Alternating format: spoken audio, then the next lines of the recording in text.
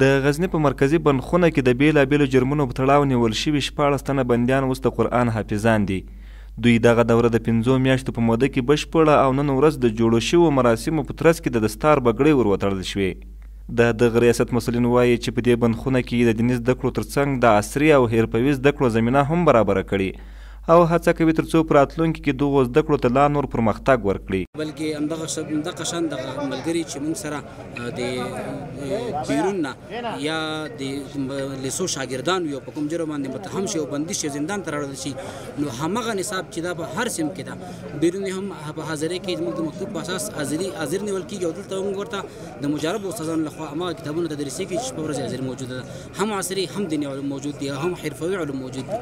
بلخوا فارغ شوي حافظان د مسؤلینو له دغه کار څخه خوښ دي او له نیول شویو بندیانو غوښتنه کوي چې د دوی په شان زده کړې وکړي. موږ ډېر خوشحاله یو استادانو قرآن شریف ته ډېر مینه محبت لرو.